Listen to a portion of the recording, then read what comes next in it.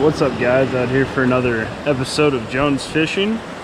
Hopefully gonna get into some wild brook trout. Never been in this stream before. It's out in the middle of nowhere in New Mexico. I've been told there's a decent population in this creek, so we'll find out. Obviously they're not gonna get very big. They're like native brookies. I mean, they're not, because they're in New Mexico, obviously. Brook trout are only native to the eastern side.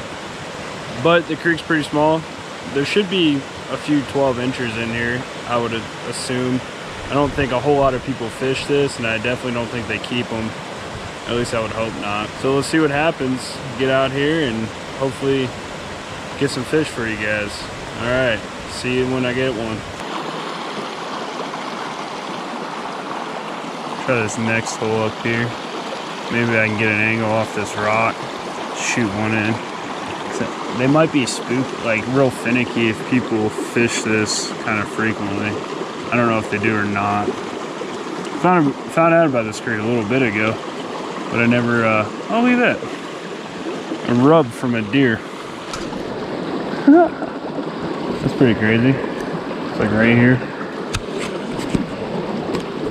Deer rubbing right beside, or right beside the creek.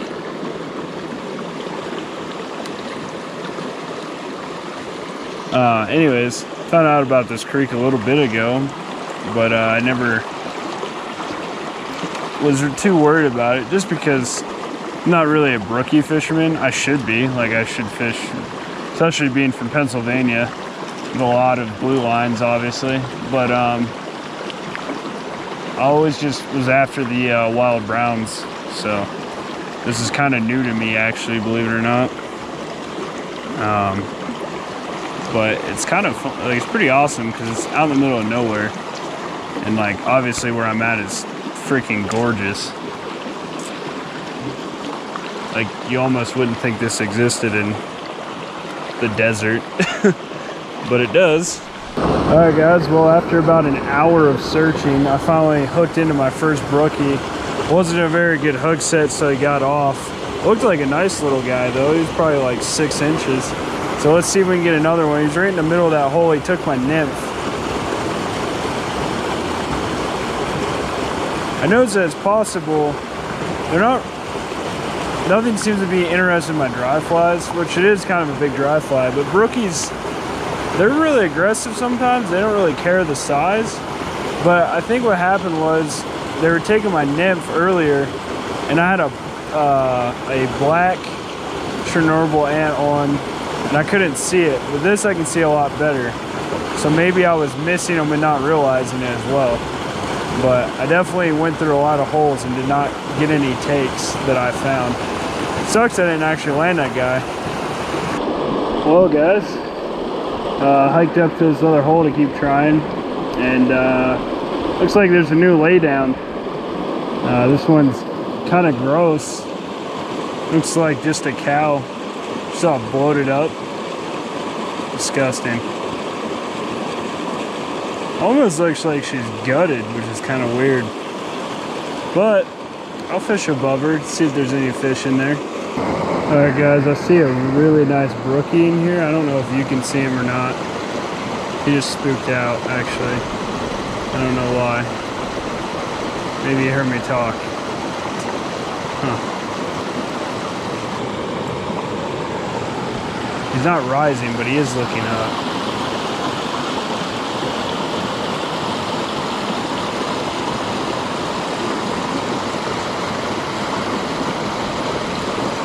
Got him. Yes.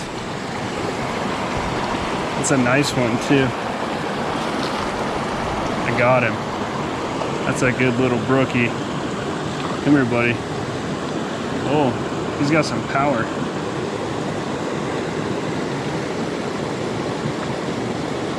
Yeah, he is definitely got some power. Oh, yeah. It's a good little 8-incher. I'm glad I finally got one. Jeez. It's been hours and hours. Oh, he's about to slip through my net. Pick him up real quick. He ate my Higa SOS. Okay, hold on, bud. Chill. Time to release this guy. He's ready to go. These things are gorgeous. Come here, buddy. He's super dark. Look at that. Beautiful. Dark now. It's a male, I'm pretty sure, because it looks like he's got kype. Underwater release.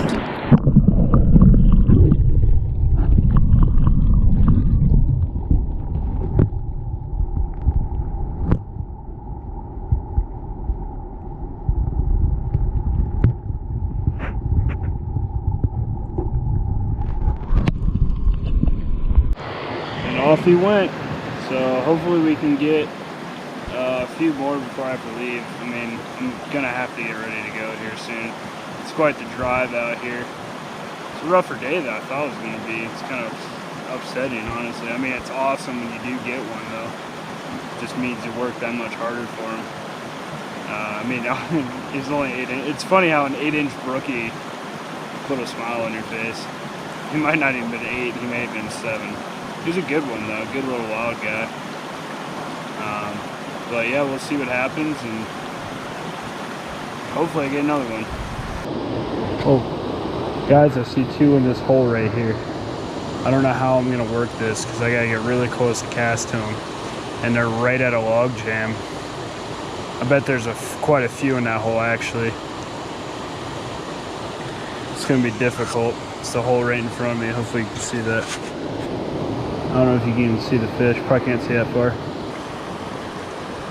I think I'm gonna switch to a dry before I do this.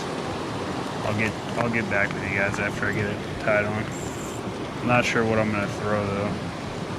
Probably elk hair, caddis or something. A lot of midges. Oh, I might throw a Griffiths actually. That's probably what I'll do. They're hard to see though. All right, guys. I finally have this dry fly on. And I think that trout moved, but I think he moved into the center of the pool.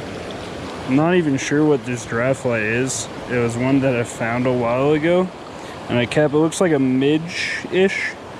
Midge, maybe, yeah, that's what I'm gonna say it is. Maybe caddis,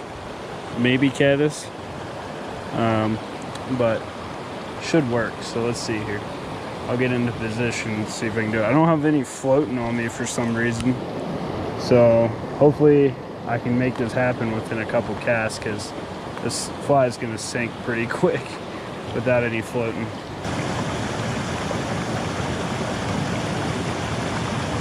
Got him. Oh yeah. Let's see if I can get him in the net real quick. That's a beautiful fish. Not very big, obviously. Hopefully I got that take. That was a cool take. That was a really cool take. Let's see if I can do this without him getting wet. Oh, he's gone. That was a beautiful little fish. Sucks my net holes are too big.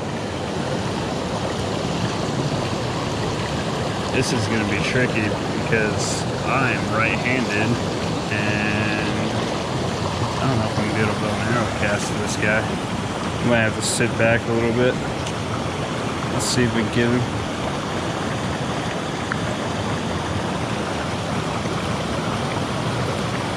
Oh, I missed him.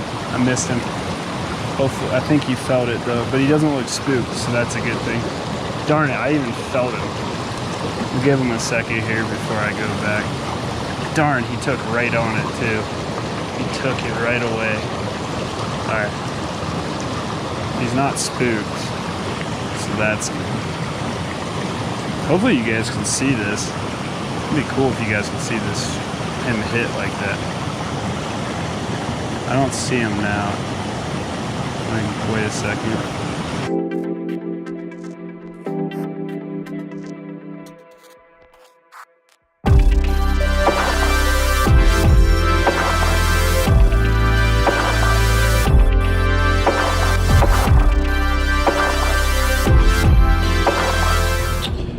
What's up, guys? Here's the outro to the video. I forgot to film one the day of. It's about 2 weeks later. It takes me a while to edit videos and push them out. I don't get a whole lot of free time. And when I do, I spend it with I try to spend it with my wife. She'd probably say otherwise. I mean, between work and everything else in real life, I don't get a whole lot of time to edit and push out videos. But I'm editing the video right now. It should be up here in maybe a day, probably a few hours actually, if I get to it. I mean, overall, it was a good time at that creek. I caught 2 beautiful wild brookies. I saw a lot of fish. Honestly, like, it took me a while to get to the fish because they were way further upstream than I thought. So I think next time I get there, I'll probably crush it, especially with it being warmer now. I think the dry flies are gonna just kill it. Well, hoppers, terrestrial dry flies. Probably gonna use Chernobyl ants or some sort of variant. The AZ hopper is another one I've tied, and I think I'll just freaking kill it. So I'm definitely planning another trip there soon.